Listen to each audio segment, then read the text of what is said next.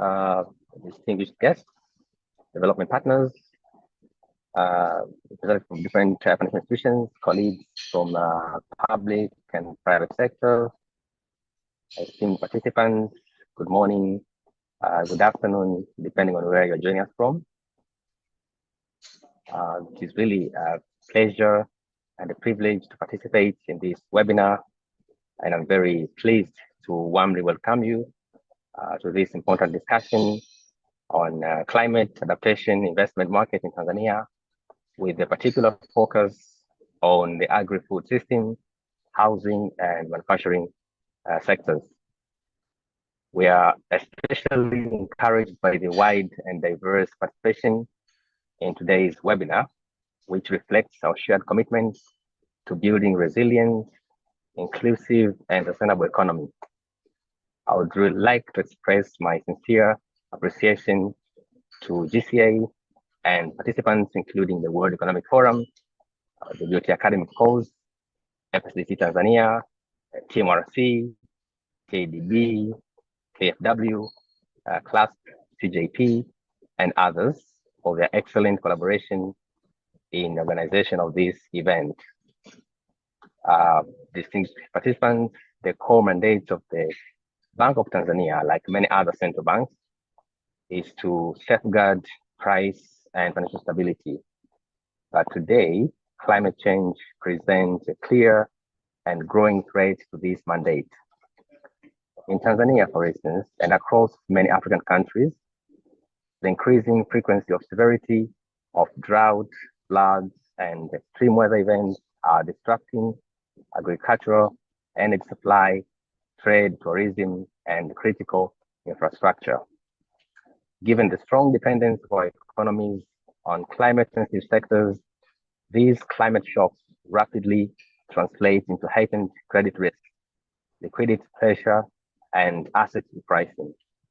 At the same time, transitional risks arising from evolving policies, consumer preferences, technological changes in the shift towards low carbon economy pose additional challenges for financial institutions and regulators alike. In this regard, climate change is no longer a peripheral environmental concern.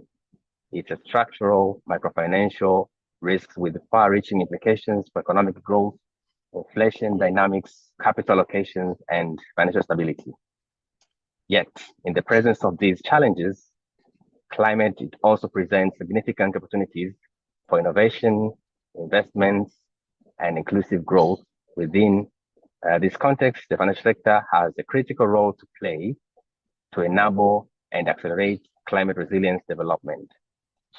So the Bank of Tanzania remains committed to fostering a stable, sound, and inclusive financial system that supports sustainable economic growth.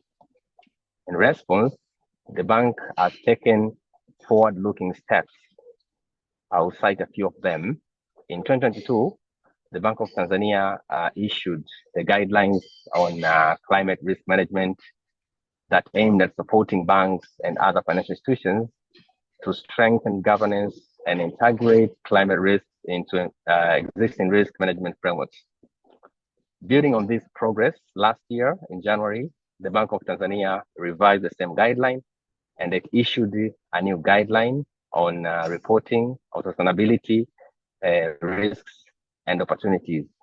So these two frameworks recognize that climate and sustainability risks and opportunities can materially affect institutions' cash flow, access to finance, and cost of capital over a short, medium, and long term. Now, the guidelines particularly, they require institutions to identify, manage, monitor, and disclose information about their climate risk and opportunities in the manner that supports decision-making by stakeholders. They align with the national legal policies frameworks, including the national targets, like the National Climate Change Response Strategy, the National Adaptation Plan, the NAP, the National Biodiversity Strategy and Action Plan, the NBSAP, and the National Determined Contribution, the NDC. So in parallel, we are really happy that the Global Center on Adaptation and the African Adaptation Acceleration Program, AAP, in collaboration with the Bank of Tanzania through the BOT Academy, is developing an online masterclass on climate adaptation finance, the initiative that aims to equip financial institutions with practical knowledge on climate risk management and climate-related financial risk opportunities, fully aligned with the bank guidelines. So this online program will provide participants with a common foundation on climate adaptation concepts, highlighting the strategic relevance of adaptation finance and clarify the role of financial institutions in building resilience. Further, the online training will be hosted under the BOT Academy website to support capacity building and identification of bankable adaptation initiatives. So, ladies and gentlemen, today's discussion is both timely and critical. There is an increasing recognition that climate adaptation is not only a necessity, but also a compelling investment opportunities. In the agri-food sector, the opportunities exist to finance climate-smart agriculture, resilient value chain, and sustainable land use practices. While in the housing sector, climate-responsive construction and resilient infrastructure offer pathway for green finance and inclusive housing solutions. On the other side, in manufacturing, investments in resilient supply chain, resource efficient and low carbon production can enhance competitiveness and long-term sustainability. So it is my hope that through this webinar, we aim to deepen our collective understanding of climate adaptation, investment opportunities in Tanzania, identify barriers and enable the factors, and strengthen collaboration among financial institutions, investors, policymakers, and stakeholders. We also look forward to exploring practical, scalable approaches to mobilizing adaptation finance in ways that are commercially viable and aligned with the national development priority. So I would really like to encourage all participants to actively engage in the discussion, share experience, and explore partnerships that can help unlock the full potential of climate adaptation investment market in Tanzania. Ladies and gentlemen, on behalf of the governor, I thank you all for participating and for your commitment, and I call for active participation. We look forward to a productive and insightful session. Thank you, and I wish you fruitful deliberations. Now I'd like to invite Eric. Dear Joseph, thank you. Welcome everyone. And we're very grateful for anchoring the Bank of Tanzania, anchoring this webinar. And I will indeed pass on to Eric Masinda, who is Chief Executive Officer at the FSD Tanzania, Financial Sector Deepening Tanzania, who will provide more context in Tanzania and help frame the discussion and the role of FSD Tanzania to scale inclusive climate adaptation lending in Tanzania. Thank you again, Joseph, and over to you, Eric. Thank you very much, Adele, and thank you very much, Joseph, for those welcoming remarks. It's good to see you all again, and a very good morning, good afternoon, depending on where where in the world you're dialing in from.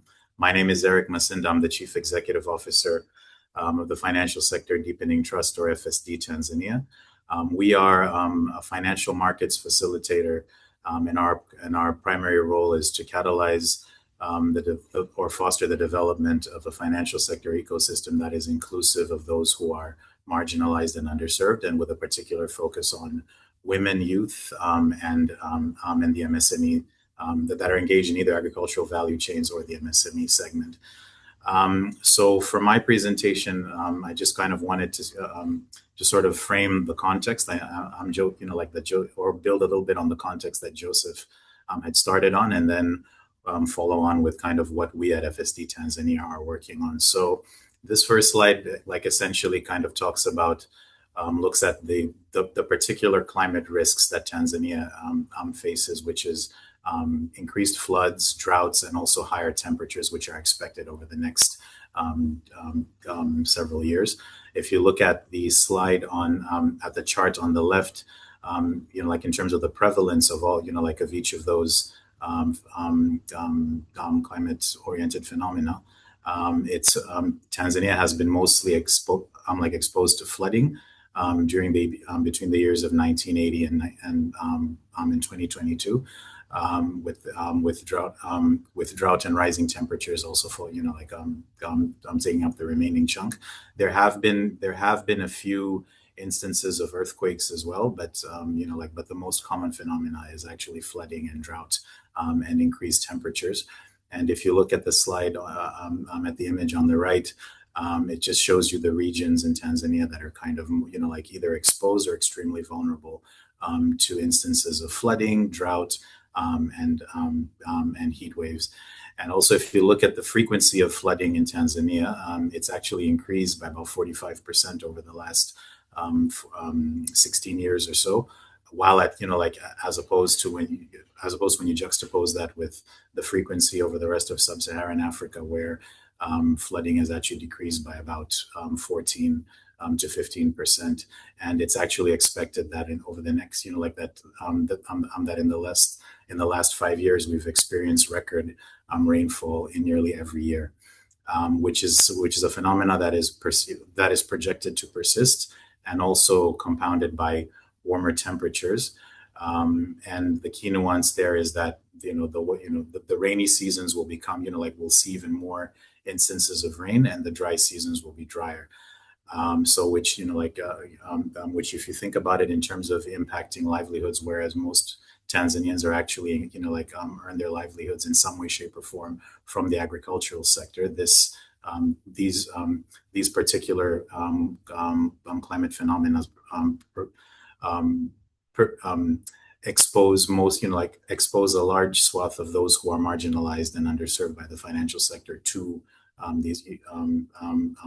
the risks by these phenomena as well. If you look at if we can move to the next slide, it sort of kind of quantifies the impact of climate, of these particular climate risks. So in terms of annual losses caused by flooding, that's estimated to be at about 28 million a year. Repair costs for roads and bridges comes up to about 220 million. And then when you look at the annual losses, estimated losses that are caused by drought, it's at around 140 million. And this, all kind of equates to a GDP loss of between 2 and 4%. And if you think about it now, if you take it from the point of view of the financial sector, this directly goes to impact the banking's core, the core business of banking, which is lending. So if banks are actually lending to the agricultural sector or to the to the construction sector, these different climate related phenomena can cause actual real world problems for banks if farmers are not able to repay their loans because their farms have either been wiped out by flooding, or they've not or the yields are lower than expected because of drought. This now poses risks for banks, and also highlights the need of why we need to move beyond just mitigation and to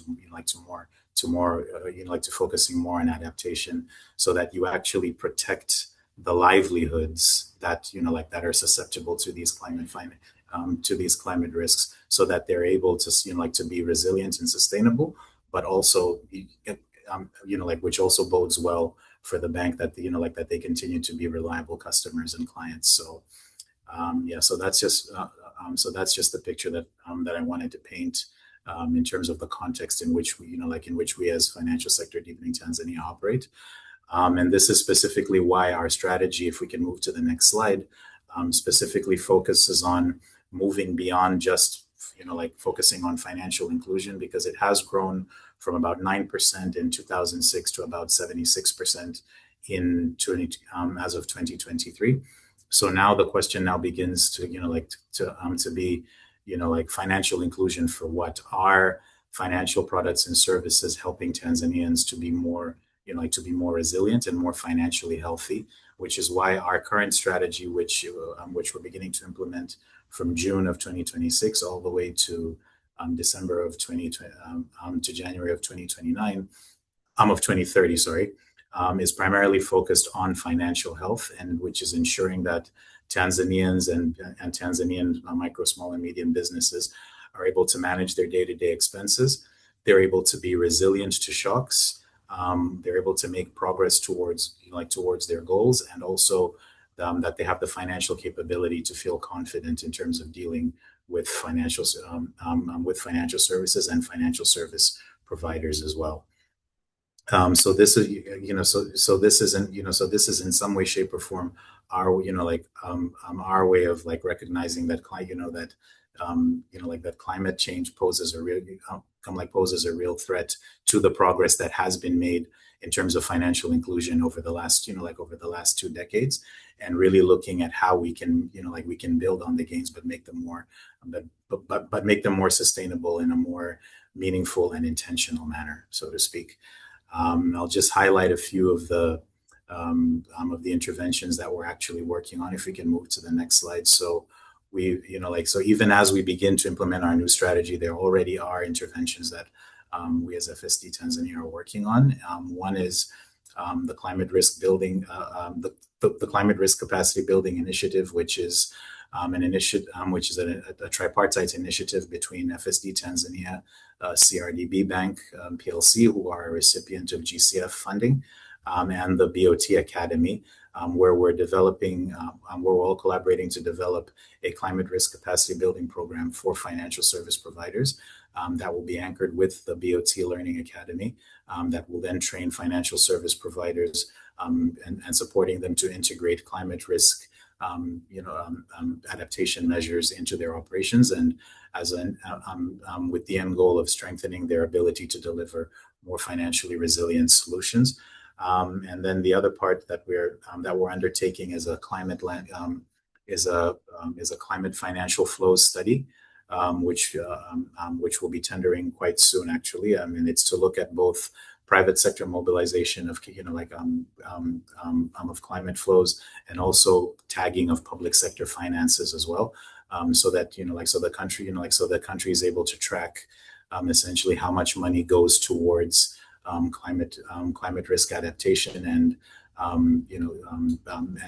and to enable both regulators, policymakers, and financial service providers to be able to make decisions using evidence, to further the goal of enhanced climate adaptation in Tanzania. So that's that's essentially the context in which we operate, and the work that FSD Tanzania will work on over the next 4 years. And we and we hope to gain more insights from this webinar, and we look forward to and we're open to collaborating with you all over the next 4 years to to make the financial sector in Tanzania at least more more accommodating, and more and supporting it to have the ability to support resilience for those Tanzanians who are underserved and marginalized. And with that, I will hand it back over to Adele, and I wish you all fruitful deliberations. Thank you.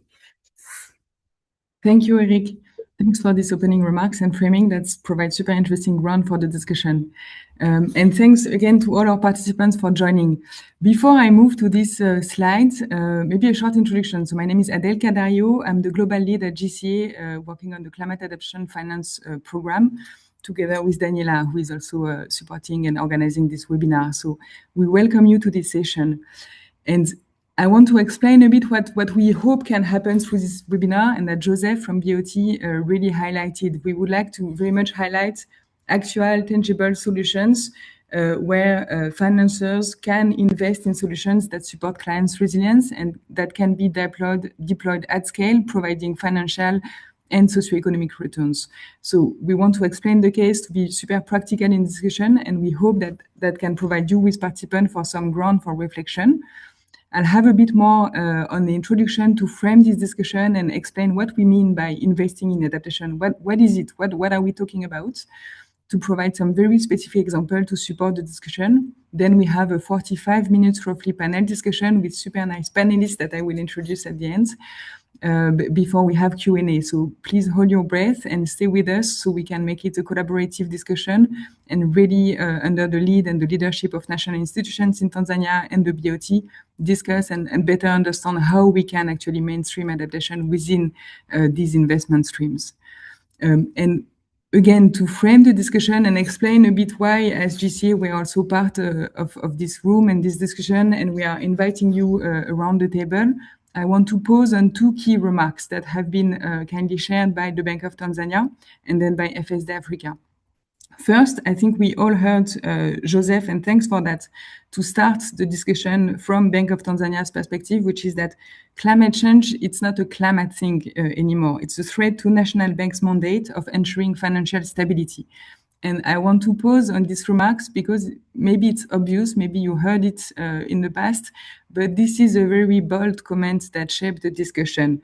We heard from Eric's slide that already 2 to 4% estimated GDP loss from climate impact are already occurring, and this will go increasing.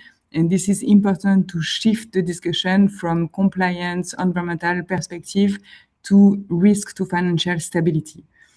Second is more on the socioeconomic side of adaptation, and I think I really appreciate the framing from FSD Tanzania that climate change increase the exposure and the vulnerabilities of those segments of the population that are already the most marginalized. And I really would want to pause on this opening remark for us to remember that throughout the discussion that we'll have, because climate adaptation is also a matter of deploying solutions that reach the last mile, that reach the communities who need it the most. And this is therefore about financial inclusion as well. And I think those two remarks at the macro scale, at the micro scale will help us to understand the type of solutions that we want to discuss and the type of financial product that will allow the flow of finance to actually hit the ground. I have a couple more remarks from GCA side before we actually showcase some very real, very practical market opportunity for banks, financial partners to invest in adaptation. So what does this slide show? This slide shows that the private investment potential in upfront adaptation solutions, which is not after the disaster hits, but before, in preparation of climate change and new trends in terms of climate hazards. We have a real potential for private investment marketable solutions deployment. 3 billion a year, is it more, is it less? But the potential exists, we can tap from there. And what we want to discuss and to illustrate is that we need this potential for upfront investment to be deployed in a meaningful way that basically reach client-centered and affordable adaptation solutions at scale. And we don't need to wait for a next more massive climate shock to happen and hit with the scale of urgency of COVID-19 to take action now. So that's also the timing of this webinar. And I feel the leadership of BOT to have these guidelines and to account for climate shocks and how it impacts financial institutions in the country is very important. We know a lot of this risk already, and this risk monitoring effort will help to take informed action upfront before the disaster hits, which is preferable.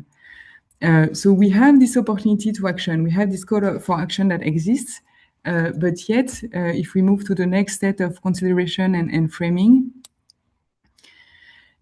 we also see that companies, firms, households are already hit by climate change. As I mentioned, it's already impacted GDP losses at the macro scale. It also impacts firms and behaviors on the ground. And here, the key point is that we want to dismantle a harmful narrative to build a different vision of climate resilient economies and activities. Where these losses of lives, first, of revenues, of assets caused by climate change are better monitored. And that's about risk monitoring that's the Bank of Tanzania mentioned. That's an important effort to look at the issue and define the issue and not keep it as a public sector issue only. Firms are already impacted and they can take action that will minimize impact of climate change to their activities, to their assets, to their revenue streams. To do that, we want to discuss and to propose some clear financial case for money, for adaptation solutions that bring some money and other socioeconomic benefits and to make adaptation investment as opportunity. So that's the second point that we want to really push forward, is to look at climate adaptation as market opportunity that open new segment of the market, that provide new typologies of benefits that we do want to capture from the financial institutions perspective. And last, we want to deploy these solutions where it's the most needed, and that's my point on inclusion and reaching the most vulnerable communities and the most vulnerable groups.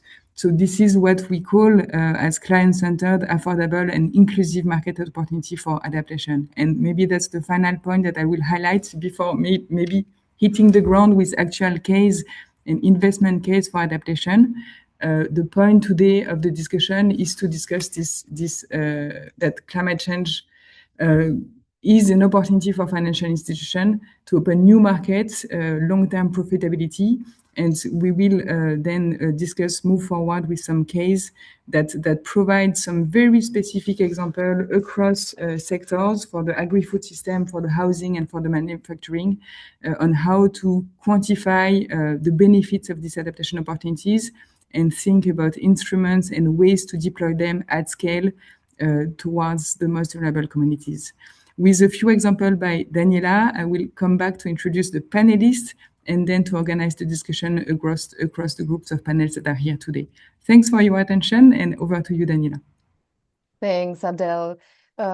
Thanks, everyone. And yeah, just again, shaping the narrative. So I think it's very clear that climate change can deepen financial exclusion. However, the financial institutions in Tanzania and elsewhere in Africa that serve clients' adaptation and resilience needs will not only de-risk their portfolio, but also open new markets and strengthen long-term profitability. And I think this is a key message on the opportunity side that we want to send to financial institutions in Africa, because we've been talking a lot about the risk side for adaptation, but we are talking too less, we believe, about the opportunity side in adaptation. I will not take too long of your time, but I do want to tell you that we have upcoming reports and investment briefs for Tanzania, Zambia, and Kenya. This is the link where you can see more details. So gca.org, Climate Adaptation Investment Markets in Africa. We've been focusing specifically on commercial banks. So use as in investment briefs that are targeting commercial banks, but we also look at other inclusive financial service providers that might benefit from these investment briefs. So what are these reports that I'm talking about? First, they are like national level country reports, a sort of a climate risk assessment that is sector specific. So every country, Tanzania, Zambia, Kenya, and Democratic Republic of Congo, has two reports, one focused on agriculture and the second one focused on non-agriculture sectors like infrastructure, energy, manufacturing. Then we have about 9 investment briefs for select adaptation and resilience solutions that we wanted to spotlight in these studies. And so you're going to see investment briefs about mangrove restoration in Kenya, but also about, for example, climate efficient cooling for manufacturers in Tanzania, solar irrigation in Tanzania, and I'm going to go more on the Tanzania cases in a bit. So out of the 9 adaptation and resilience solutions that we showcase, 5 of them are Tanzania focused because GCA has started working in Tanzania with the commercial banks in Tanzania as a sort of a pilot to support financial institutions in 2025, and we will continue to do so. One of the conclusions of the country reports is that for Tanzania, there are 3 sectors that are of interest for private sector and climate adaptation lending. These are, of course, agriculture. And then beyond agriculture, we also have housing and manufacturing. So agriculture, housing, and manufacturing are the 3 sectors that a private sector might be super excited about in Tanzania. And we are particularly talking about the private sector capital providers, domestic capital provider as well, because we know that the ratio of domestic capital in adaptation finance in Africa is really, really low. So please stay tuned for that. The reports are coming in the next few weeks. Meanwhile, I want to show you for these 5 solutions on Tanzania that the illustrative market opportunity, if we add the serviceable addressable market of only these 5 market opportunities, 3 in agriculture and 1 in housing and 1 in cooling for manufacturers, that adds up to at least a $500 million opportunity right now in Tanzania. And so we've been talking about the role of storage and post-harvest systems. And we've been specifically designing an investment brief for hermetic storage systems, again, to a bank audience. Same we've done for solar irrigation systems, cold storage for milk chilling and preservation. These are agriculture-specific solutions. And then in the housing, we've been looking at home upgrades for adaptation for individual house owners to upgrade their home against flooding and protect their home against flooding and extreme heat. And we've also been touching, because we wanted to touch on manufacturing, we've been looking at a very niche area, if you want, of climate efficient cooling for manufacturers in the country to ensure that worker productivity stays at the maximum, let's say, while events of extreme heats are happening. So the estimated market size is literally illustrative rather than anything. So please take it. It might be up or down, and I'm sure there's experts that can comment about whether this is real, this is not real.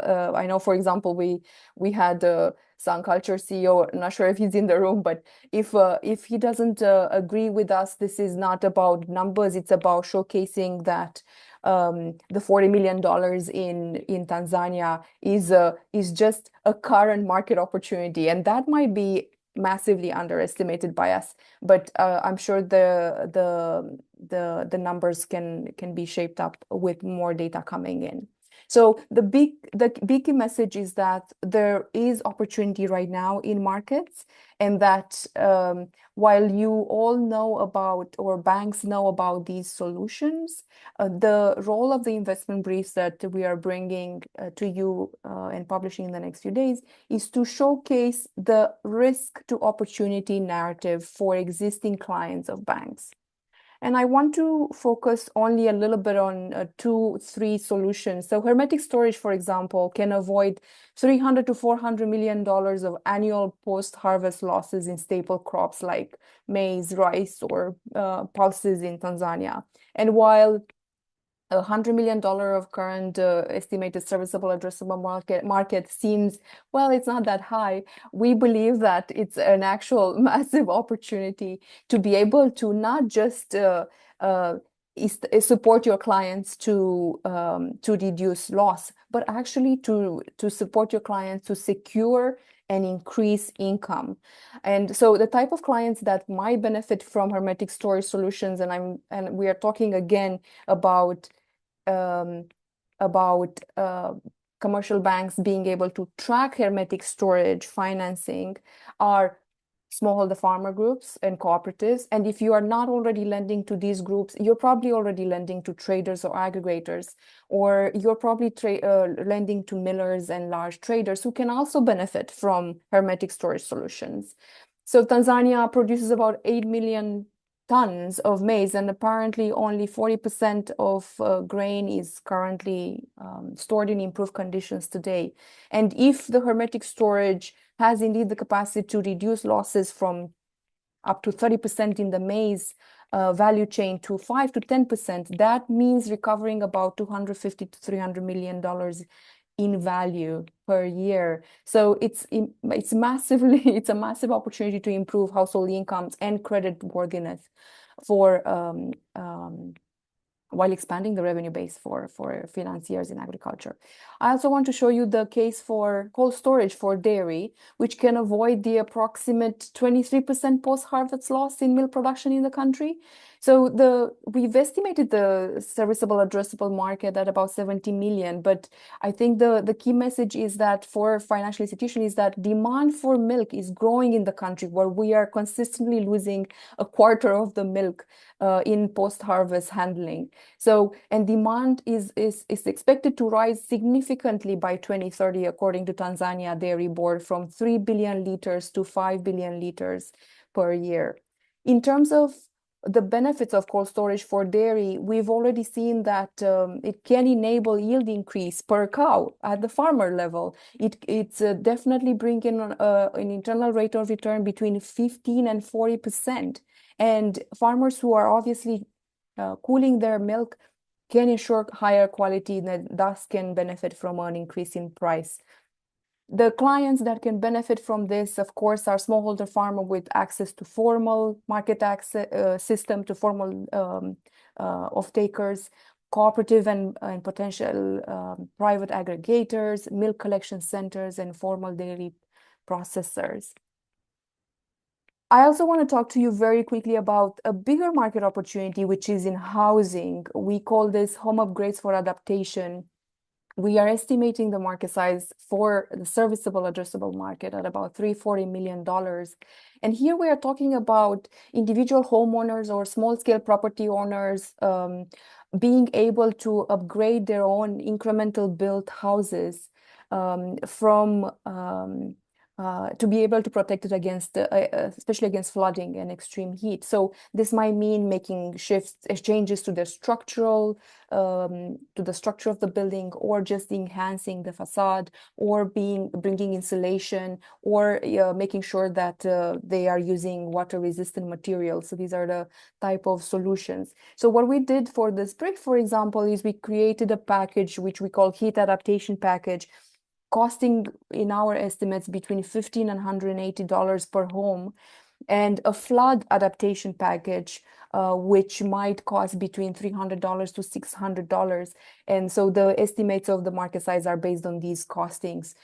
Again, the numbers are not what we are debating here. I think what we are debating is the market opportunity. Also, because 15 million dwellings in the country are mostly built incrementally and without formal engineering oversight, it's very important for families to be protected, especially health-wise, to protect for families to protect their health when we invest in adapting our home. So there is a potential demand that we are not currently serving, and we will hear from Tanzania mortgage refinancing company on the opportunity. Finally, if you want to take 3 steps that would support financial institutions to increase the resilience of portfolios, we would suggest these 3 ones. If you remember, if only this, then please remember this. The role of understanding physical climate risk is to be able to map vulnerable subsectors in your portfolio. Once you do that, you have the opportunity to advise clients to understand their own adaptation and resilience needs. Further, if you understand adaptation and resilience needs, you have the opportunity to support clients to improve their adaptive capacity, and thus finance these solutions that can improve adaptive capacity. Our message to you all is that we need financial institutions to take a leading role in designing adaptation-aligned financial products that are responding to client needs, and we are looking forward to the insights from our panel on this area. Back to you, Adele. That's all from me. Thanks a lot, Daniela. And I posted the names and the list of adaptation solutions that you just presented that are backed actually with market analysis and financial briefs to be released online very soon. In the chat, we will take questions as we go. I'm very grateful to have a super nice panel today, and so with many thanks to everyone, we will start 45 minutes-ish, roughly, panel discussion to unpack a bit more what financial institutions can do to deploy these lending operations and finance to such market opportunities. What are the blocking points, but also what are the opportunities? What problem does it solve for the banks, and how to get one step further in deploying adaptation at scale. So I will. We have a very diverse panel with Tanzania Agricultural Development Bank, Tanzania Mortgage Refinance Company, KfW, DG Invest, CGAP from the World Bank, CGIM with SIAT, and the CLASP. that I will introduce as we go with my questions to the panelists, with thanks to everyone to join. Dear participants, please post your question on the chat and we will try and monitor as we go to address most of them at the end of the panel. Carla, I wanted to start with you actually, and so I will put you on the spot right away. So Carla, you're working at CGAP with the World Bank Group, and I wanted to start framing the discussion on like how do we build the climate adaptation lending market in Tanzania? So what are the stages for financial institutions that can be taken? What's happening? What do you see as a gap at the moment? So we have noticed a few months ago a post about African banks and a research study about African banks needing to take bolder climate action. In your view, could you explain and tell us what is the 5-stage framework for understanding banks' engagement with climate adaptation finance? Can you walk us through that to give us a bit the big picture of what could happen a bit more and where to focus emphasis as we will then unpack further through the discussion with our panelists? Over to you, Carla, and thanks for that. Great. Thank you so much, Adele. And hello, everyone. Good morning, good afternoon, depending on where you're from, where you're based. So last year, a colleague and I published an article asking why aren't African banks taking more bold action within climate? And we also explored what it will take. And we came at the topic from 2 different angles. So first is the perspective of a banking professional who was my co-author, who is someone who has 20 plus years of experience in tier 1 and in tier 2 banks all across Africa. And then secondly, myself, who's a development finance professional who has design incentives that have nudged banks towards higher impact segments. So before I get into some of the content of the article, I want to anchor us on about 3 points. First point is that banks in East Africa are highly profitable. So when we looked at the data, we saw that in 2023, 2024, all of the largest banks in terms of highest market share achieved between 16% and 31% profit growth that year. And it's not that that year was an outlier year. In fact, African banks tend to outperform banks globally in terms of return on equity. So that's point number 1. Point number 2 is, as was highlighted by my counterparts, Eric and Adele herself, as well as Daniela, climate change is already threatening the economies in East Africa. So every other year you see more droughts, you see floods, and those have really large scale financial impacts. So that's number 2. Number 3, as I think Adele or Daniela showed, there's limited capital going towards climate in East Africa. And the capital that is coming in is almost entirely from international sources. So kind of given these 3 points, we asked ourselves, okay, what would it take for banks, the domestic financial services providers, to engage much more in climate? And more specifically, why are they not currently? And we came to a simple conclusion, which is they haven't had to. We ended up drawing a parallel to COVID-19 in that article. And that seems a bit unintuitive. Why would we draw, a health shock and we're trying to connect it to a climate shock? And the linkage that we made is that COVID-19 led to, given that it was a sudden and immediate shock, it led to immediate sector-wide response by banks.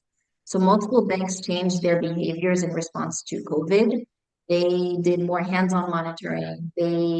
They started to follow up much more and they provided much more concessions to borrowers. And they actually shifted away from some borrowers because they felt much more exposed to risk given what was happening in the global markets. But climate hasn't done that yet in East Africa. So it feels like it's a slow boil. So the risk is there, but the impacts haven't been at a scale that is dramatic enough to trigger the same kind of sector-wide response that COVID did. So we argued in the article that there are 3 levers that would accelerate action. The first one is shock. So a shock that is of a similar size as COVID-19. The second one is money, basically articulating a money-making case specifically. So less so a money-saving case, but a money-making case to invest in climate. And the third one is a mandate. And our view is we don't have to wait for a shock. In fact, we should not. because I think many governments tend to have too high of a bar to change things when lives are lost. And so we think that the money-making case or the shrunk case is the least favorable one for obvious reasons. The money-making case is an attractive one, but it will take time to develop and to strengthen, and there are so many dependencies involved.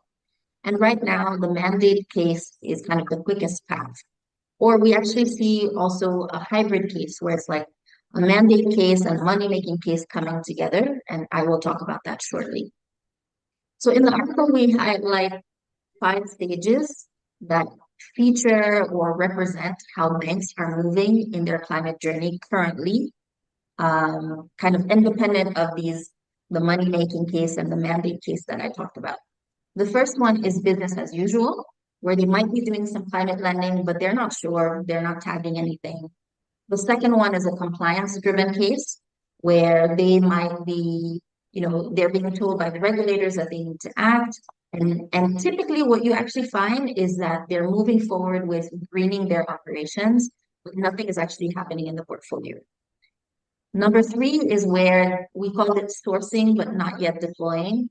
This is where some financial institutions have made significant effort to bring in dedicated capital to do climate lending. They're struggling to actually get it out the door into the hands of clients, because the business case is highly technical and highly complex, and they're not sure where that money should go. So that's stage 3.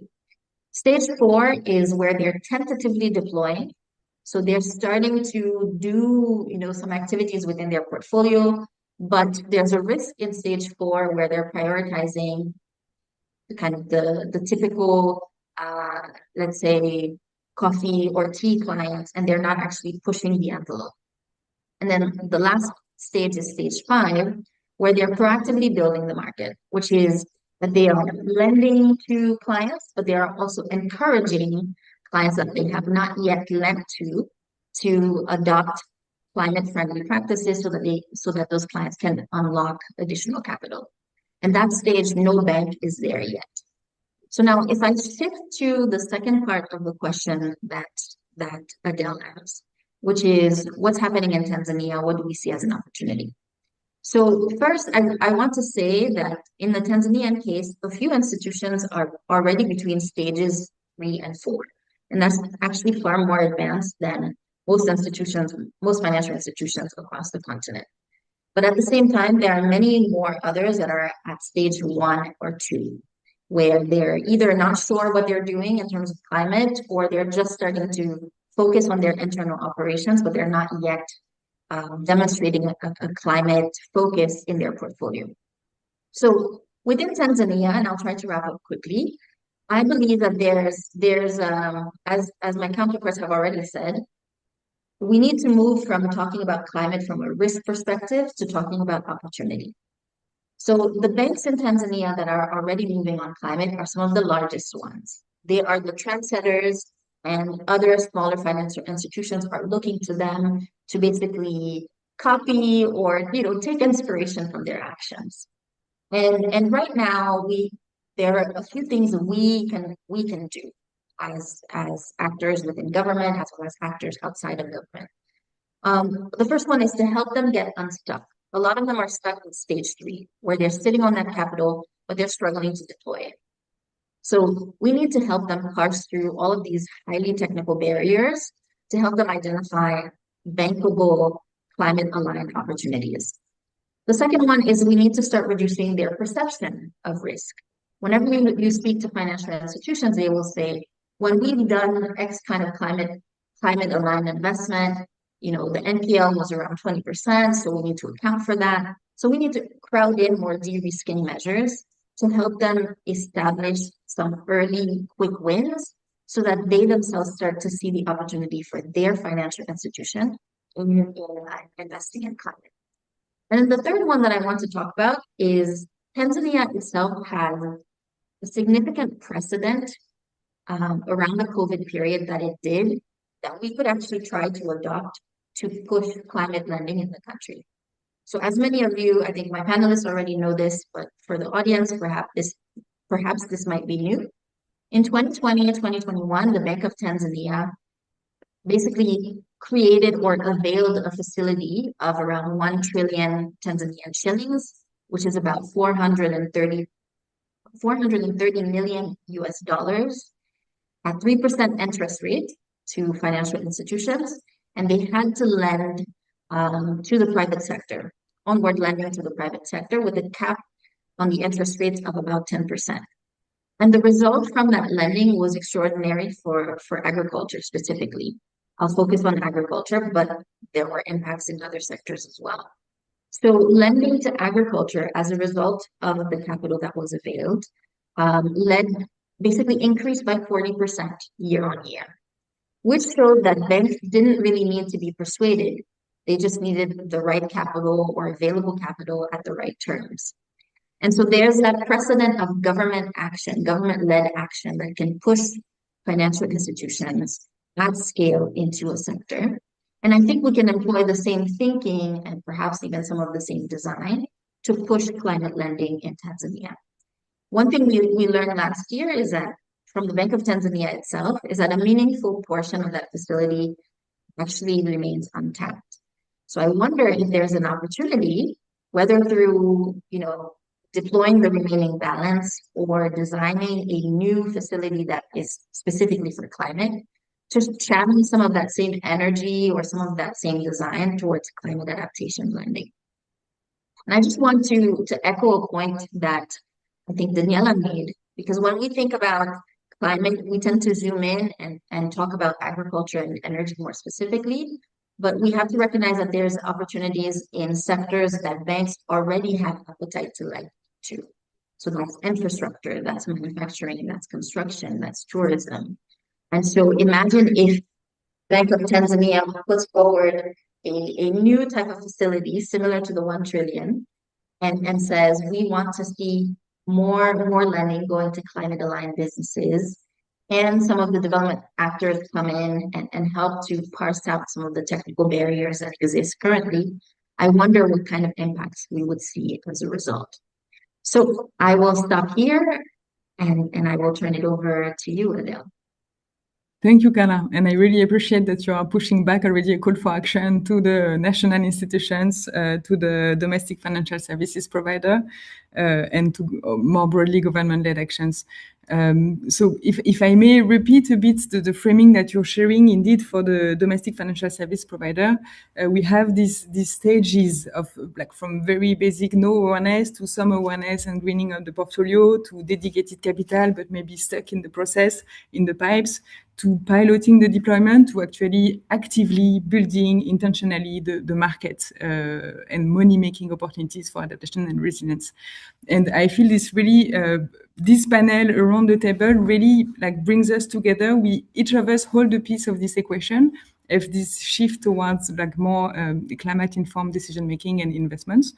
I would like to change gears a bit from the financial institutions and financial services provider to the client perspective, because firms, small farm holders, larger businesses, they are already impacted by climate hazards, as we've seen. And to some extent, they are, we can assume they are acting with some financial and economic rationality, and they are, they should take action to mitigate the risks that their businesses and activities are facing. So I would want to maybe unpack and pause on the client side, and maybe with CGIAR and Evan. So Evan, you're the Global Lead Finance and Investments for Climate Action at CIAT from the CGIAR. And it would be super helpful to also have the other side of this equation, who are the clients who are directly impacted by climate risk already. And we see that the solutions that Daniela mentioned that are presented, for example, for agriculture, solar irrigation, cold storage for dairy, hermetic storage, these are low-tech solutions that already exist from a technical perspective. They are not new or unknown to bank. But they are now de-risking specific climate risk and hazards that clients are facing in the agriculture sector, to start with one very tangible example. And so it would be very helpful, Evan, if you could help us unpack a bit how does this physical climate risk due to drought, to extreme heat, to floods already affect these agricultural clients and the agricultural portfolio of financial institutions, and to understand where this chain can be unlocked, maybe for clients to actually be aware and access what they need to access to de-risk their own activities, basically, and be on the driving seat to take adaptation and resilience action. Over to you, Ivan. Thank you for that. Yeah, thanks for the question. And let me take this directly. I think the key point here is that the physical climate risk that we've been talking about and hearing about the impacts of doesn't just stay on the farm. It moves through the system, through the food system that we have, and really it shows up on the balance sheets of different actors in this, and ultimately on the banks there who are engaged in the lending in the markets. And it's pretty straightforward. I mean, let's start at the farm first. And so we can think about when you have a drought, extreme heat, floods. The first impact is on production as well as the post-harvest management, I would say. And so with droughts, we have crops that fail, yields that drop significantly. And we have data that we can put behind this. Our team at the Alliance of Biodiversity International and CIAT, the CGIAR, developed what's called the Africa Adaptation Atlas for agriculture. And what it shows is that over half the total value of ag production in Tanzania is currently in areas at risk from drought conditions. So on an annual basis, not every year is a drought, but it's in an area that's at risk. And this is really that billions of dollars we can see from this are at risk annually just from drought in Tanzania. So that's at risk. We can then start to unpack that into which crops are at most risk into different parts of the country based on their value of production. Maize, rice, sesame seed, many others, but these are the top ones that come up on the top of the list. So we can start to unpack which crops. Similarly with heat, we see with heat, crops mature too quickly. Often beans are an example of that. And we have developed some heat tolerant beans, but the standard beans are ones that can mature too quickly and not have good production from heat. Livestock production can decline. And then we have issues with post-harvest management. Crops can spoil and are prone to pests. And then similarly, floods, other kinds of hazards that come in. They can damage crops, they can damage infrastructure, can damage produce that's been stored, can make it difficult to access the markets due to transport issues from flooding. And so we can see that overall, as I said, billions of dollars at risk, and that from the risk of these droughts, from floods, this translates, as we were hearing before, into hundreds of millions of dollars of realized agricultural losses every year. And so this immediate effect, lowers and creates more volatile production for the farmer, and then ultimately translating into lower and more uncertain income for farmers in the agribusinesses. So that's on really the farm and the post-harvest. But then the impacts don't stop there. Really, then it becomes a balance sheet problem for the farmers and the agribusinesses. And so this kind of income shock, if you will, from the reduced production and volatility can create some different kinds of financial stresses for the client now at this point for them. First, we can look at cash flow stress. This is where farmers cannot cover their operating costs because they're not able to produce enough. They can't reinvest for the next season, again, because they haven't been able to save, and they can't service their debt if they've taken out a loan there. And so they have that issue of the cash flow. But even beyond that, we can look at assets can be eroded away. Livestock can die, and that can often be something that is an asset that farmers keep for themselves, even as a kind of insurance policy, or use in credit collateral for future loans they might want to take. Stored crops, again, can be lost in the floods. They lose that asset of storage that they've had there. And they can have productivity declines due to land degradation, soil erosion, et cetera, over time from these kind of impacts. So their assets are reducing. And then they have higher costs and risk exposure. So they might need to invest more in irrigation to be able to reduce the risk, or pesticides into climate smart agriculture, which is important. And risk is something then that's every production decision needs to be bringing this in, and so it just makes it more difficult for them. And so they ultimately become less profitable, more leveraged, and more vulnerable, not just to climate, but to other kinds of shocks that can come beyond there. And so you see these climate shocks move from the production risk and post-harvest into the balance sheets of the farmers and the agribusinesses, and then ultimately it becomes a banking issue for the banks that are there. And related to what I was just saying, farmers can't repay their loans. They became a credit risk for the bank. So borrowers cannot repay their loans after a bad season often. Defaults can increase. And this is often important too, because it's not just one farmer that it happens to, but climate shocks are correlated. We have droughts don't occur just on one farm, but occurs in the whole area. And so many farmers can be affected on the same time, and these correlated shocks can then mean many defaults in the same area with the same banks. And then it can become more of a portfolio-wide risk, not just an individual risk for the bank that they're having to deal with. So a whole range of things around credit risk that can cascade from the farm to the bank. Second, I mentioned before collateral risk, that livestock can be lost, and that can be something that's of collateral or other kinds of assets that that farmers might have to be able to bring in. Land value can be degraded and bring more challenges in, as I was mentioned before. So they have less sort of assets then to be working with there, and can be even more difficult then in the future to secure loans, and they can become more risky because of these. Third, then, is the market risk that also comes from this beyond just the farm itself. And so we've got price volatility that comes in. Prices may rise, and especially when volumes are not there. And so then revenues can become unpredictable across the system then. And this starts to, as I was saying, cascade in ways across the system. And ultimately, it doesn't, as I was saying, stop with farmers, but you can have a real kind of value chain contagion, if you will, where it's not just the farmers, but the processors can't get the supply of the inputs that they need to create the flour milling or whatever they are processing and doing value addition on. Traders can't move the goods. And then often, ultimately, the input suppliers even can face reduced demand or can have a difficult time getting seeds because they weren't able to be produced and supplied into the market. So the whole value chain can weaken from these kind of cascading impacts of the reduced production and impacts to post-harvest from climate, which means ultimately difficult for borrowing to happen. Both farmers and SMEs can. Risk, again, spreads across the portfolio. And it can become, again, more of a systemic challenge for the financial sector, where there's the systemic risk there. Again, many borrowers defaulting at once. Potentially even can go into liquidity issues with lenders, et cetera, and then especially as banks become more risk averse if they're seeing these kind of impacts on the ground. And so really we need to turn this all around and turn this, as we've been hearing others saying, into the opportunity of where we can be bringing these risk reduction kinds of technologies in, because we were hearing from Daniela earlier that we really have technologies that can help to reduce these, and there's even a market opportunity that's here. And so to address this, we need to understand, though, that climate risk is not just a production risk. It's really a systemic financial risk that moves from farmers through value chains and into the financial portfolios, but that by bringing in solar irrigation, we can reduce the dependence on rainfall and stabilize production, as Danielle was mentioning. Cold storage can reduce losses and stabilize revenues.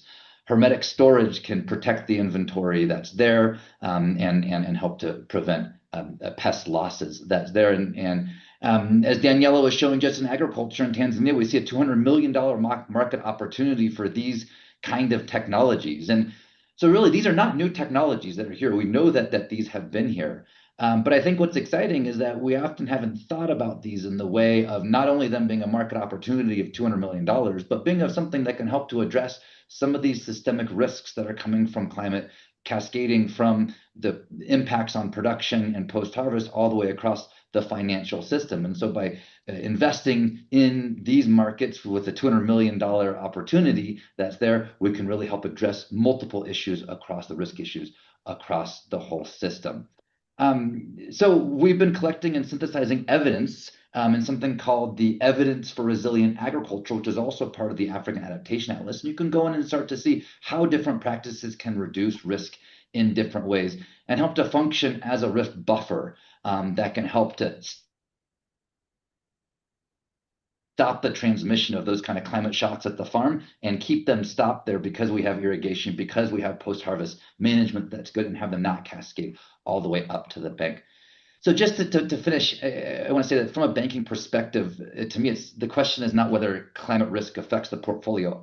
I think we can see it really already does with the impacts that are there. But the question is how we can invest upstream in these kind of technologies to manage that risk, absorb that risk, then downstream, and to be able to prevent higher defaults and volatility. Thanks. Okay. Thanks a lot, Evan. And I really appreciate that. Looking at the chains of impacts from the farm local level to the cascading risk, the collateral risk, and the cascading effect on markets and so on, that results on portfolio risk. And all in all, when you start monitor this impact, it creates impact at scales, But the same way, market opportunities and solutions, they risk at scale, and there is this potential to match the greater impact when you combine all the cascading effects all together with solutions that are deployed intentionally to mitigate that risk, can also yield very high benefits at scale. And maybe that's the market opportunity side that I want to explore further, shifting the vision as you suggested, Evan. And I will turn to CLASP. CLASP, which is an organization focused at energy appliances, energy efficiency appliances, if I'm not mistaken. And William, your senior manager at this Clean Energy Access CLASP institution, I would like to turn to you so you can help us speak about adaptation finance, not only as a risk, but market opportunity. And in your experience discussing with clients, how do you make the business case for such technologies that can provide adaptation resilience benefits while supporting the clients in their needs, basically? So thank you, and over to you, William. And I will have to ask you to try and be like roughly a 5-minute answer. Thank you. All right. Thank you, Adele, and hi, everyone. So as you rightly put, CLASP, what we're engaged with is basically trying to improve the energy efficiency of the appliances that we basically use, on a day-to-day basis. And how do we do it? How do we do this? Is that we, first of all, engage in terms of policy. So we work around different sectors when it comes to understanding the standards and the labels. What are the global conventions when it comes to this equipment, encouraging the testing of the procedures and all that.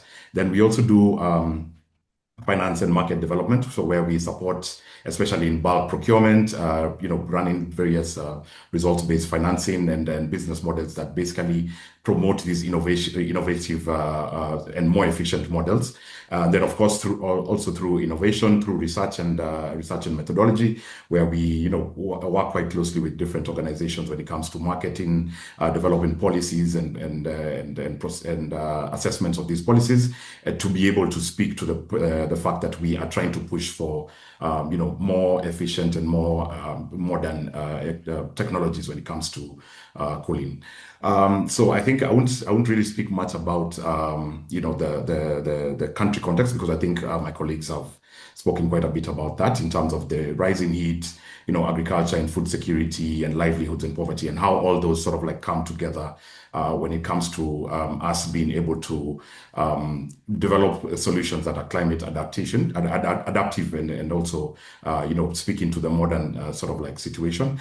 But I'll speak more just maybe like a minute or so just to speak about the various equipments that we're looking at. So in terms of cooling, there's a lot that goes into cooling. So looking at district cooling systems, looking at cooling systems which are mostly for the home, looking at air conditions, domestic fridges, milling equipment, which speaks to a lot of the agribusiness organizations that we work with. And of course, linked to that is also looking at equipment that is related to cold storage equipment. So like, for example, I think earlier we talked about cold storage for milk processing. And so those are some of the equipments that we are really trying to push when it comes to the work that we are doing on this side of the continent, and also specifically to Eastern Africa.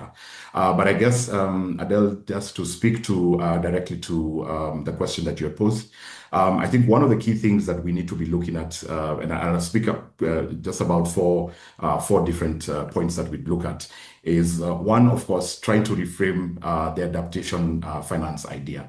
So what are we talking about here? What I mean is that we need to be able to look at climate adaptation as something that is going to be able to, aside from looking at it from the risk perspective, we need to be looking at it from the revenue perspective.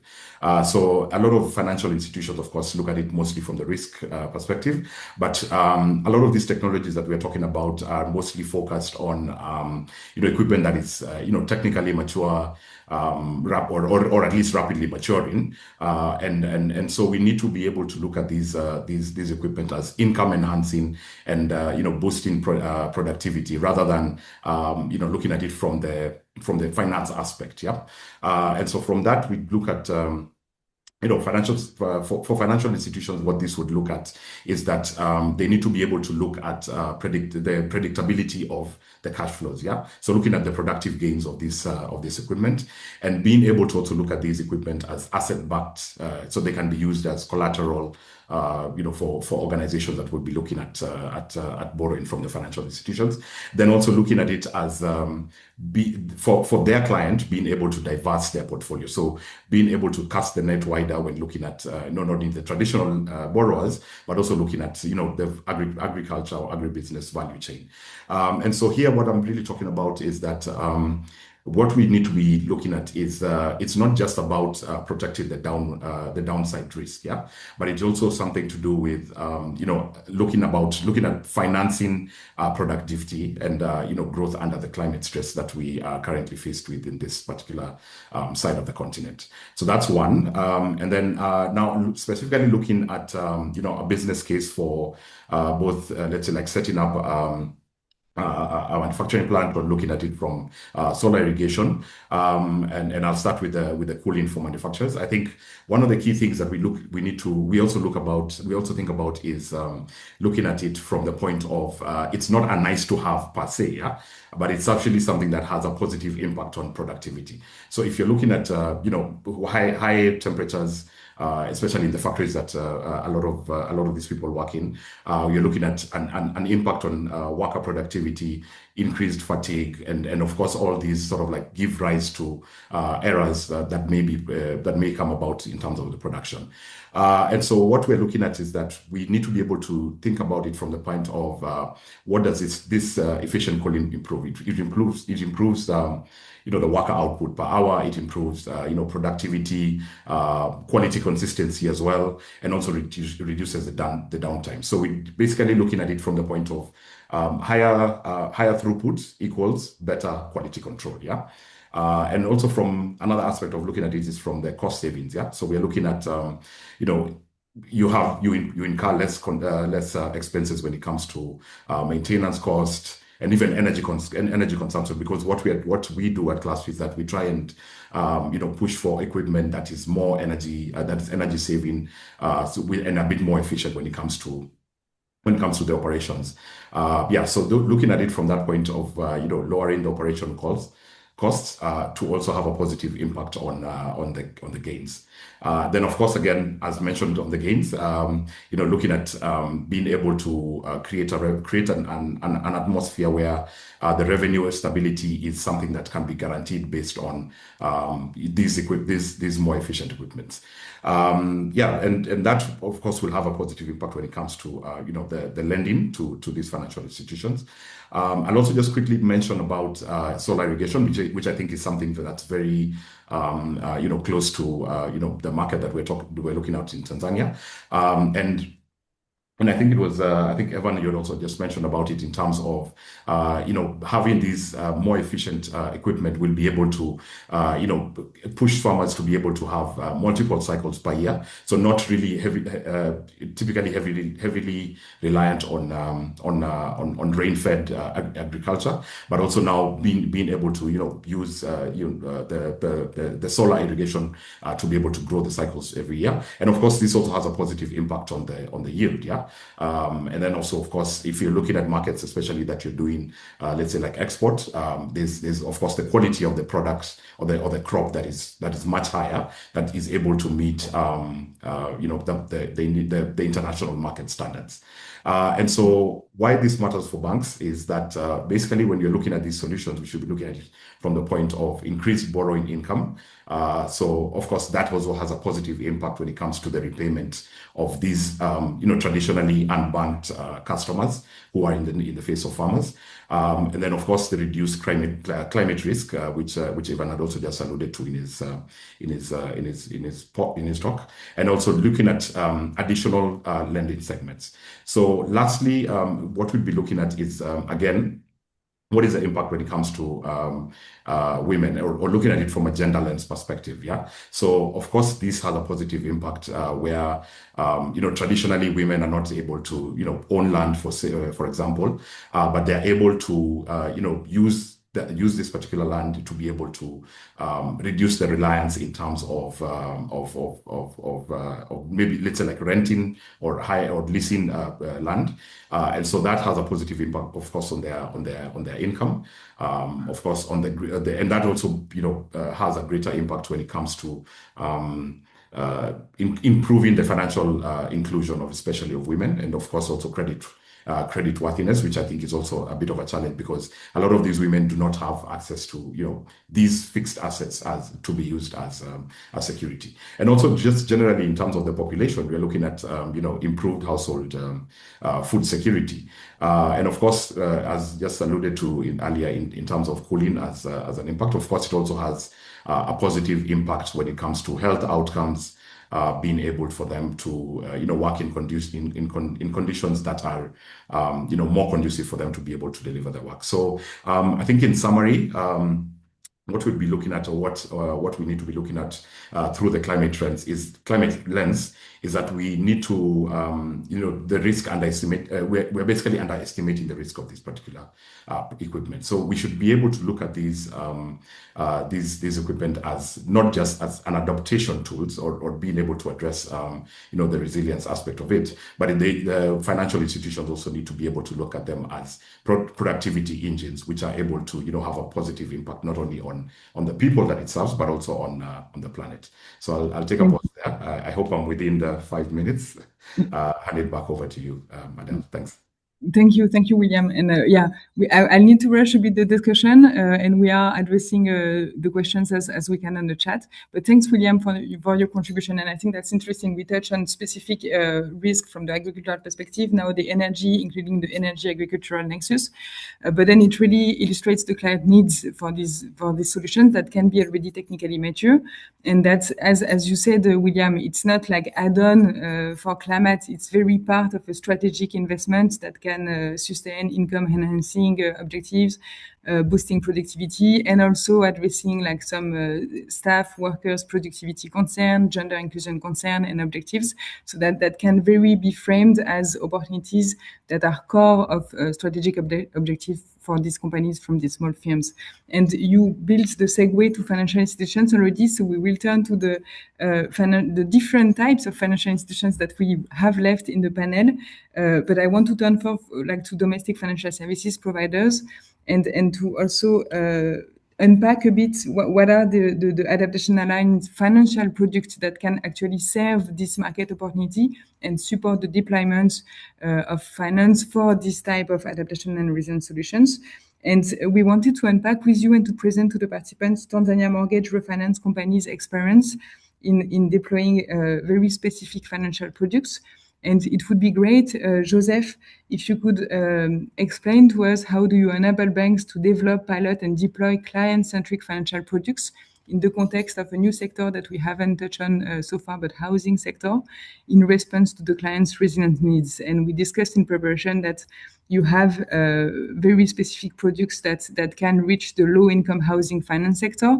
And it would be very interesting to explain this experience and illustrate a way for financial products to reach this type of needs in the market.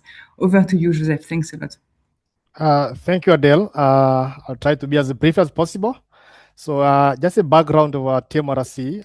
TMRC was established in 2012 from the financing from the World Bank as a seed fund. Right now, it's a full-fledged financial institution with local and international shareholders.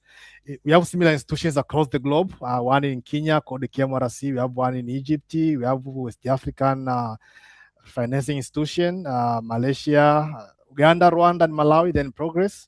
They are working on it. I think in the next few years, they will establish similar institutions. So basically, TMRC is a secondary lender, a wholesale lender, lending to financial institutions in the country. And for the past 15 years, we have been very active in lending to commercial banks in Tanzania. And our primary focus was on the mortgage sector, whereby we have successfully provided liquidity to the commercial banks in Tanzania. We managed to increase the tenor of the loans issued by the commercial banks. And we also managed to lower the interest rates across the market. However, from 2024, we embarked into a different journey, supplementing what we have been doing.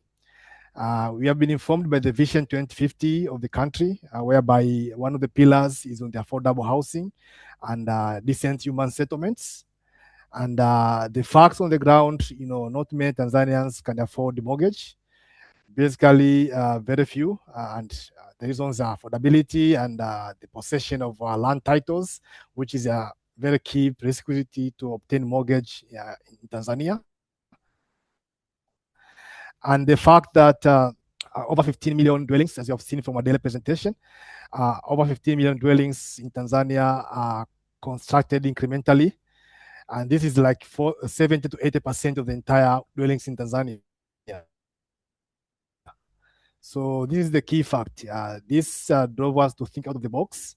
If we want to make impact in the society, we need to try to access this market. And most of these homes are often located in areas which are exposed to flooding, extreme rainfall, extreme heat, and other climate-related risks.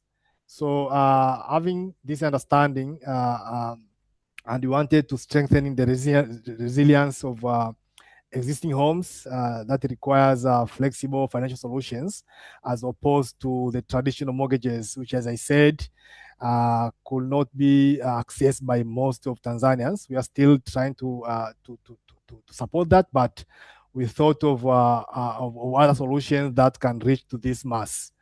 And TMRC, we saw an important opportunity in expanding our house financing beyond the mortgages by venturing into housing microfinancing and adaptation loans, which targeted the low-income households in Tanzania. One initiative we have been driving in collaboration with our partners, Habitat for Humanity, is to develop these products and to make sure that this solution reaches out to the masses. And our approaches have 3 steps. The first one is to develop the product, which we have done. So we have developed the product in collaboration with Habitat for Humanity. This was launched in February 2026, and includes small loans, small sizes, flexible repayment structures, and simplified underwriting models that is suitable for informal income earners. And you'll see most of our borrowers in this product are informal income earners who cannot afford to produce the regular cash flows history as required for mortgages, who cannot afford to put forward, land titles to support their mortgage applications. So these are informal borrowers who will borrow incrementally, to upgrade their homes, to put the iron roofs on top of their homes, to raise their foundations in the areas where we have extreme floods. So this is what we are trying to target. And that was the first phase of developing the product. Then we moved to the piloting and demonstration phase. So through our partnerships with Habitat for Humanity, we are able to, in the first one of the pilot, we are able to single out 2 banks, which we are showing interest in, in trying to explore this product. And we ran the pilot for phase 1 for 1 year, and we were able to meet our targets at 0 NPL. So there are no defaults at all in this pilot phase, and every partner bank was able to, to achieve its milestone in terms of, reaching out to the desired population. So following these success stories for the 2 banks, we also plan to extend the pilot by testing with more formal banks, and we have already contracted the banks, and very soon we'll commence our second phase of the pilot. So in the meantime, while we are finalizing the pilot phase, we have also commenced the third phase of the project, which is funding mobilization. And in this space, that's where discussion is centered today. And one of the areas we have tried to exploit first is the International Social Fund. We are working closely with the National Representative Authority, the VPO's office, to try to access fund from the Green Climate Fund, which is in a very good progress. I think this year, next year, we'll be in a position to make the impact using this fund. But on top of that, we are also exploring the local market in terms of the bond issuance. So we have a program which is being run now, and we are planning to issue one of the tranches on green bonds that will specifically be targeting borrowers who are in need of the funds, support them against climate risks. And for this case, the tranche will be specifically green, and we'll try to mobilize funds from the local markets, and this will be listed in the Dar es Salaam Stock Exchange. We have seen a number of institutions have been successful in raising social bonds, and we want to expand the scope and raise green bond, which will be in the next 1 or 2 years. And we have already seen interest from anchor investors. One of them is IFC, shown strong interest on supporting this green bond. And we hope other investors will show interest and support us. So, thank you. Yeah. Thank you. Sum up, to conclude, our vision is to position the housing finance sector as a key channel for climate adaptation finance, and we can equip financial institutions with the right products, funding, and technical support. So thank you, Adele. Thanks, Joseph. So we're clearly running a bit out of time, and apologies for that.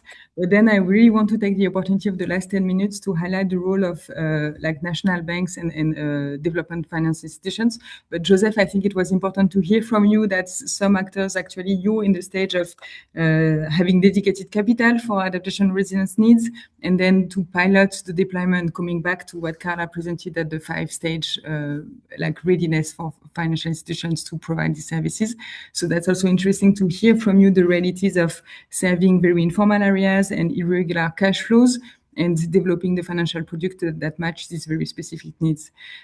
We will want to try and have the final comments and contribution to this very interesting roundtable. We definitely needed more time, but to also have a contribution for Tanzania National Development Bank, TADB, and development finance institutions, KfW, DG Invest, and turn back onto you, first TADB, and then Hawa, and then KfW, DG Invest, Michael.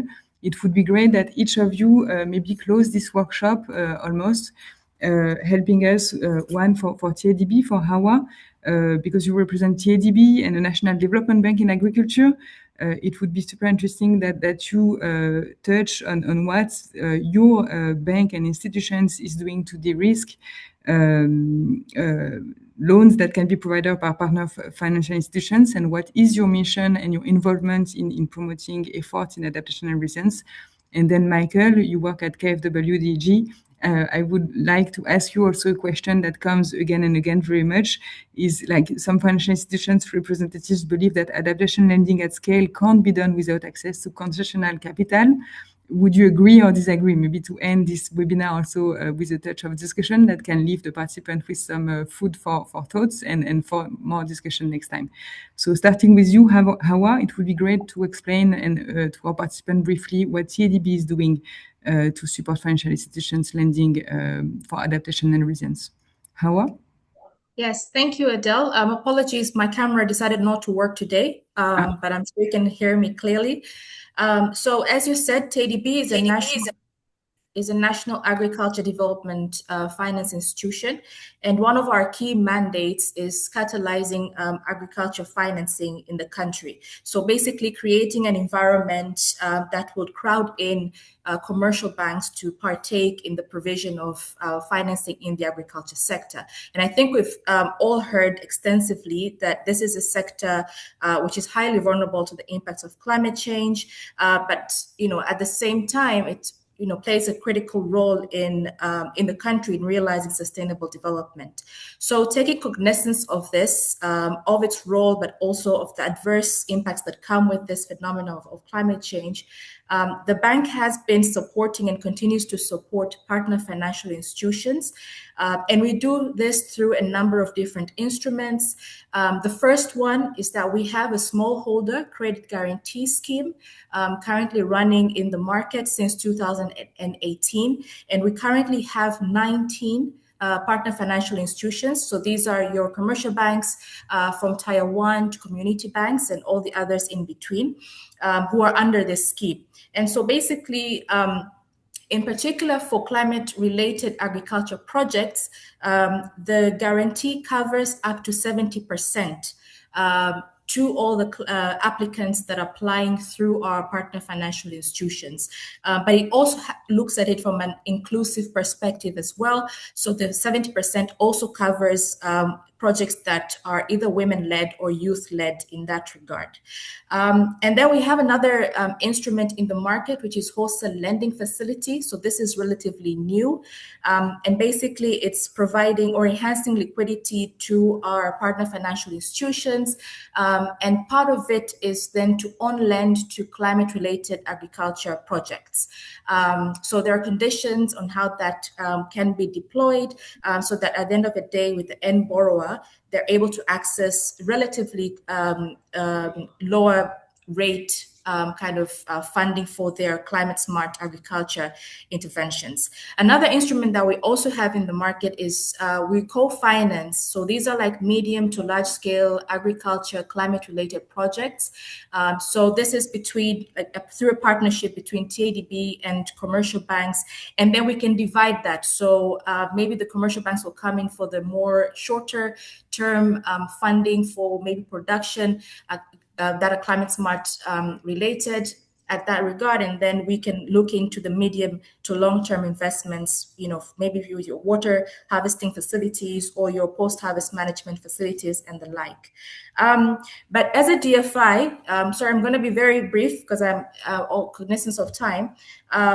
So beyond credit, as a DFI, we also provide technical assistance and capacity building. So I think we're looking at how best can we unlock the opportunities that come with climate risk. And I think we can all agree that it has to be a full package. So there has to be effort on the demand side, it has to be effort on the supply side. So for TADB, we have a technical assistance program. And basically this is then supporting our partner financial institutions at the different tiers and levels to look at how we can support their internal capacities to then be able to deploy these fundings from the on-lending perspective or from the guarantee perspective. So for instance, we've come up with a guideline of criteria that can then support partner financial institutions to unlock the 70% coverage for climate-related projects that are under the guarantee scheme. So this is ongoing, and we're rolling it out in different phases, and we've already done groundwork to understand the different climate-related needs from our partner financial institutions, and then deploying, of course, TADB as being the one of the partners, but also we partner with other actors within the ecosystem that can support this, build this capacity building. And then obviously from the demand side, we also deploy capacity building trainings and creating awareness to farmers and other actors and SMEs and other actors in the agriculture sector, because then they have to be ready and they have to be aware and know what are the climate risks, but what are the solutions that the market has to offer to support them and build their adaptive capacities. So in a nutshell, that is what we've been doing. And of course, we're coming up with other different risk mitigation instruments about to be rolled out. I'll not say them here, but they will definitely be rolled out soon, looking at how best we can de-risk and definitely safeguard, partners, but also at the end of the day, safeguard the entire ecosystem at large and scale climate financing. So I'll stop there, Adele. Thank you. Thanks a lot, Hawa. And over to you, Michael, with the final words on concessional funding. Is it what about it? I don't believe in concessional funding in a nutshell, and then we can end the session. Okay, but if you want to elaborate, that would be great. I'm in DG and KfW since 5 years, and 20 years before I was advising all their bigger clients on their climate journey and transition towards net zero. And my clear message is that even the business leaders, they don't trust in concessions as well. So whatever is economically not feasible because there is no return on whatever capital we are employing is usually not being done. That means we need to look at all these sorts of projects and need to understand where is the economic feasibility of the measures. And we need to see this entire climate adaptation as a kind of Schumpeter's new environmental creative destruction, because if we don't do it, we are out of the market and then we are bankrupt, and that transfers into the balance sheet problems what we have. And if you look into the numbers, what you've presented at the very beginning, the ratio of international to domestic funding, 98-2. We see that there's a hard competition on international donor funds. So why do we expect that with an increasing climate adaptation finance need, we are going to be able to raise it? I doubt. And the second thing, you presented a number that in sub-Sahara, 13 billion climate adaptation finance had been raised. The Climate Policy Initiative did a remarkable job with this climate finance in Africa. And there's a figure in that report which says that in the very same duration, 16 times more money had been spent in the same region in subsidizing fossil fuels. So the question is whether we should not reallocate wrong subsidies instead of looking for wherever concessional money should come from. So my clear message is that we need to be very clear on whether we call it green finance, climate mitigation finance, adaptation finance. At the end of the day, it's finance. And finance needs to have a return, and there needs to be an underlying economically profitable business model. And I have the same like the lady before. What we are trying at DEG is to incentivize with our DEG business support service program our banks that they could make a difference if they are educating their loan officers differently, because then you would completely support the farmers differently. I give you an example.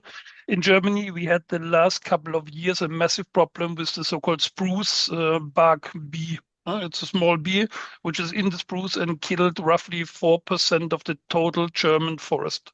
So we are talking about a giant loss in the forestry sector. And we are talking about 500,000 hectares of areas which need to be reforested.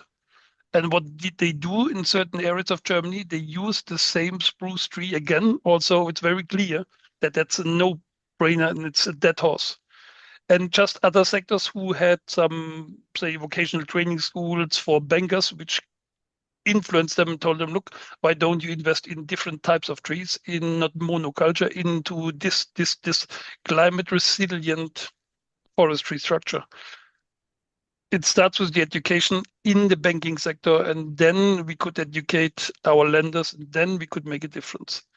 I would not call for concession. I would call for more knowledge and a better and a higher risk appetite. Because at the end of the day, we all want to lend money. And that's what it is about. We need to help the farmer to get ready to absorb that money and deploy it wisely. Yeah. Yeah, thank you, Michael. I think that's a nice touch, like that circle back to economic feasibility as a must for climate adaptation. And I feel everyone, I really thank all the panelists and audience. So the discussion is too rich to be covered in this panel. So I hope this is the first of a series. I want to thank each panelist and the participants. And maybe to close this session on these last ideas and the role that development bank, financial institution, development finance institution can have in the capacity building side and enabling environments. And I want to thank also the Bank of Tanzania and Joseph, thanks for being with us, because this capacity building effort is also led by the national institution and the Bank of Tanzania. So we really hope that this webinar, sharing some perspectives around the table, can very, very much support capacity building of national institutions and the banking sector in Tanzania in an effort led by the Bank of Tanzania. And I will also highlight as a last touch that we will post more resources on the GCA website, including the investors brief for the adaptation market opportunities that we have highlighted through the session in several countries, not only Tanzania. And we will also continue making the case for adaptation and resilience as market opportunities for the private sector under the GCA World Economic Forum platform that we have, which called the Africa Business Adaptation Platform, under which we will continue hosting events and webinars to share resources, good practice, and discuss the how to scale adaptation finance as a market opportunity. Thank you for the participants. And Joseph, if you want to share a final work for this session that will be hosted on the BOT Training Academy, I will give it to you with great thanks again to all the panelists and participants. Over to you, Joseph. Thanks.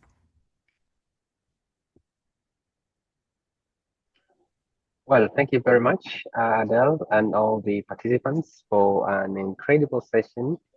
We have had a good interest and excited to see all these coming to implementation. Just to touch a bit on the ongoing work that has been done by GCA in collaboration with the Bank of Tanzania through the Bank of Tanzania Academy, where we are preparing an online masterclass on climate adaptation finance that will be hosted on the BOT Academy website and available for everyone who wants to build knowledge in this area. Yeah, so once done, you'll be invited to please join and get to see the resource materials that are there. We've got different facilitators from all over the globe, from the Frankfurt Business School and other experts as well. Yeah, thank you, Adele. That's it.